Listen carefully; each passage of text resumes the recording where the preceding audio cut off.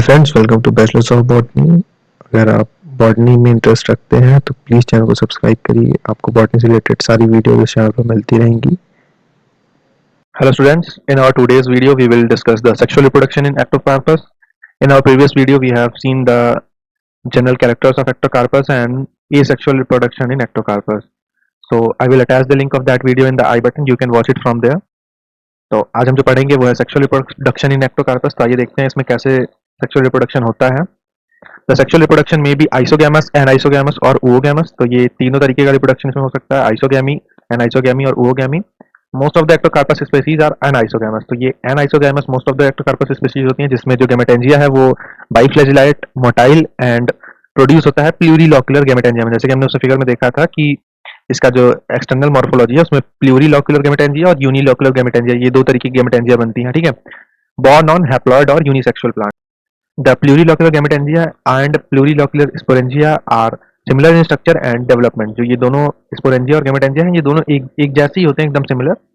बस इसमें फर्क क्या है कि जो प्लूरिलॉक्यूलर गैमेटेंजिया है वो या तो सिसाइल होता है या फिर उसमें एक स्टॉक प्रेजेंट होता है, या तो बिना स्टॉक के रहेगा या तो स्टॉक के रहेगा, और शेप इसका वेरी करता है। The plurilocular gametangia develop singly from the terminal cell of the lateral branchlet. जैसे उसमें हमने देखा था कि उसमें भी टर्मिनल सेल थी, वहां से वो जर्मिनेट करके बना रहा था स्पोरेंजियल इनिशियल। उसी तरीके से यहाँ पे गैमेटेंजिया भी उसी टर्मिनल सेल से ही बन रही है। The gametangial initial divides transversely to form row of 6 to 12 cells. ये जो गैमेटेंजियल इनिशियल है ये पहले ट्रांसवर्स डिवीजन होगा और 6 से 12 सेल्स की एक ट्रांसवर्स रो बनेगी। Further divisions and transverse and vertical in these cells make 100 of cubical cells. इसमें फर्दर डिवीजन होएगा तो ट्रांसवर्स और वर्टिकल फर्दर डिवीजन होने के बाद इसमें लगभग सैकड़ों क्यूबिकल सेल्स बन जाएंगे, जो कि अरेंज्ड होंगे 20 to 40 ट्रांसवर्स लेयर्स में। ये जो सेल्स हैं ये 20 to 40 ट्रांसवर्स लेयर्स में अरेंज हो जाएंगे। The protoplast of each cubical cell in gametangia metamorphosis into single biflagellated pyriform gamete. अब यही जो एक एक हम क्यूबिकल सेल देख रहे हैं, इसके अराउंड जिसका प्रोटोप्लाज्म है वो मेटामॉर्फोसिस करके सिंगल बाइफेजिलेटेड पाइरिफॉर्म शेप्ड का गैमीट बनाता है। The gametes are liberated in water through terminal और लेटरल पोर। जैसा कि ये पोर होता है जहां से ये गैमीट्स निकलते हैं, वहां से स्पोर्स निकल रहे थे एसेक्सुअल में, तो यहाँ से ये गैमीट्स निकल रहे हैं। फिर आइए देखते हैं इन एक्टोकार्पस सिलिकोसिस, ये स्पेशीज है, इस गैमीट जो है वो मॉर्फोलॉजिकली सिमिलर होते हैं। ठीक है, इसलिए जो रिप्रोडक्शन है वो आइसोगैमस है, बट फिजियोलॉजिकली अगर देखा जाए तो ये एनाइसोगैमस है। ऐसा इसलिए है क्योंकि the fertilisation occur between gamete from separate plants. जो फर्टिलाइजेशन हो रहा है गैमीट्स का वो डिफरेंट प्लांट से आ रहा है, and the gametes are morphologically identical, but one is less active, becomes passive after a short period of time and behave as female gamete. लेकिन जो एनाइसोगैमी मतलब देखा जाए फिजियोलॉजी से तो वो एनाइसोगैमी है। ऐसा इसलिए है क्योंकि जो एक इसमें गैमीट है वो लेस एक्टिव है और थोड़े समय बाद वो एकदम मूवमेंट ही उसमें बंद हो जाती है और वो एक फीमेल गैमीट की तरह बिहेव करता है। The more active gametes are considered male. जो इसमें ज्यादा एक्टिव है वो मेल्स कहलाते हैं। The active male gamete cluster around female gamete and cling themselves by anterior flagellum. जो उनका एंटीरियर फ्लैजिलम है उससे अपने आप को हैंग कर लेते हैं। It is known as clump formation. ये पूछा जाता है व्हाट इज क्लम्प फॉर्मेशन, तो ये आप इसको समझ सकते हैं कि जो मेल गैमीट है एक्टोकार्पस में वो फीमेल गैमीट के अराउंड क्लस्टर बना लेते हैं और अपना एंटीरियर फ्लैजिला वहां पे क्लिंग करके अपने आप को एक उस पोजीशन में लटका लेते हैं।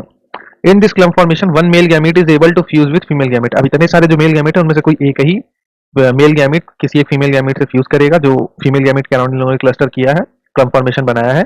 The gametes form to fuse the diploid zygote. अब जो गैमीट्स हैं ये फ्यूज करके डिप्लॉइड ज़ाइगोट बनाएंगे। In other species of Ectocarpus gamete from same plant can fuse to form zygote showing isogamous reproduction. कुछ और भी डिफरेंट स्पीशीज हैं जिनमें इस तरीके से होता है कि सेम प्लांट से आते हैं और फ्यूज करके आपको आइसोगैमस रिप्रोडक्शन देखने को मिलता है।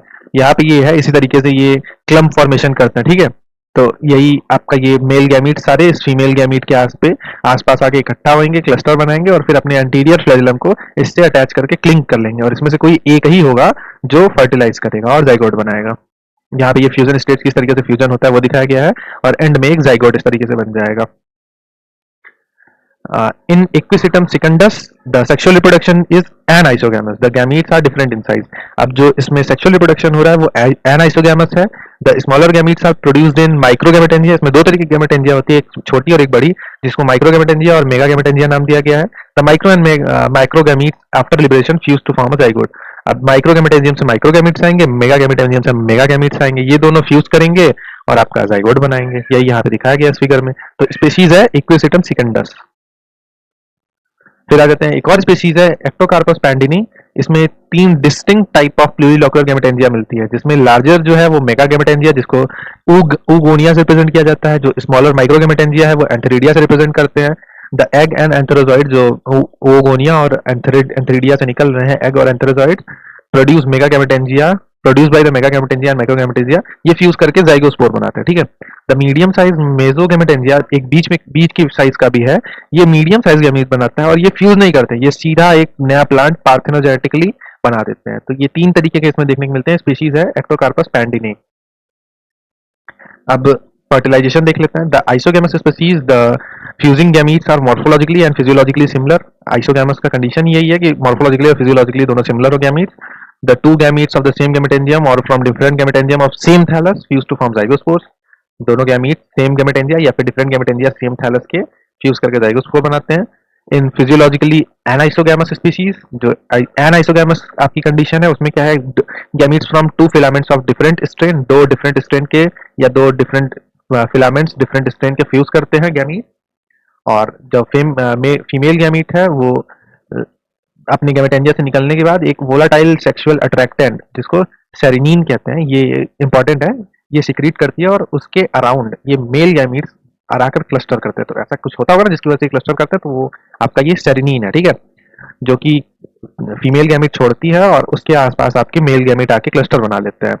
And does the clump formation takes place after some time one male gamete fuses with the egg to form zygospore। यहाँ पे भी मेल गैमेट फ्यूज करके जाइगोस्पोर बनाएगा and other gametes detach themselves from female gamete, ठीक है।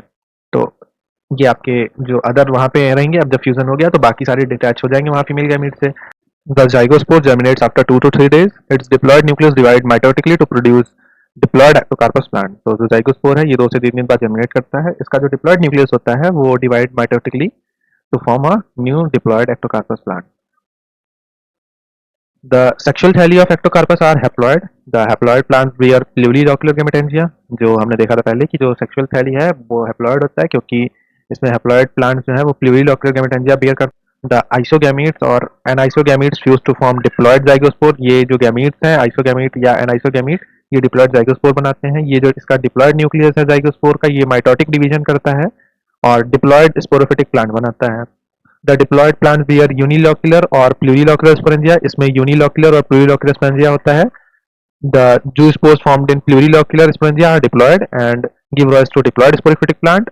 जो दूसरे हैं जो जूस्पोर यूनिलॉक्युलर में बनते हैं वो हैप्लॉयड होते हैं और हैप्लॉयड गैमेटोफिटिक थैली बनाते हैं। In ectocarpus, the sporophytic and gametophytic plants are morphologically similar, hence there is isomorphic alternation of generation। तो ऐसा क्यों, मतलब कुछ क्वेश्चन आ जाता है कि why Ectocarpus is having isomorphic alternation of generation. तो आप उसमें बता सकते हो इस ये चीज कि यहाँ पे जो सेक्सुअल थैली होता है एक्टोकार्पस का वो हैप्लॉयड होता है। हैप्लॉयड जो है इसमें प्लूरिडॉक्युलर गैमेटेंजिया बनेगा, ठीक है। अब इसमें गैमीट्स निकलेंगे आइसो या एन आइसो, ये फ्यूज करके जाइगोस्पोर बनाएंगे।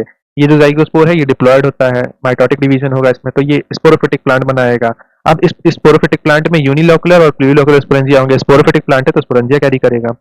अब इस स्पोरेंजिया में जो स्पोर्स बनेंगे प्लूरिलॉक्युलर में वो डिप्लॉयड होते हैं, ये डिप्लॉयड स्पोरोफिटिक प्लांट बनाएंगे, ठीक है। ठीक, ये डिप्लॉयड स्पोरोफिटिक प्लांट बनाएंगे, इसमें फिर से यूनिलॉक्युलर और प्लूरिलॉक्युलर स्पोरेंजिया होएगा। और जो जाइगोस्पोर बन रहे हैं यूनिलॉक्युलर स्पोरेंजिया में वो हैप्लॉयड होते हैं और ये जर्मिनेट करके हैप्लॉयड गैमेटोफिटिक थैली बनाएंगे, इसमें प्लूरिलॉक्युलर गैमेटेंजिया होएगा। तो इसी तरीके से आप एक्सप्लेन कर सकते हो चीजों को। आई होप आपको वीडियो अच्छी लगी होगी, और अगर वीडियो अच्छी लगी है तो वीडियो को लाइक करिए, चैनल पे नया तो चैनल को सब्सक्राइब जरूर करिए और बेल आइकन दबाइए ताकि आपको मेरी हर वीडियो की नोटिफिकेशन मिलती रहे। मिलते हैं आपसे अगली वीडियो में, तब तक के लिए टेक केयर, पीस।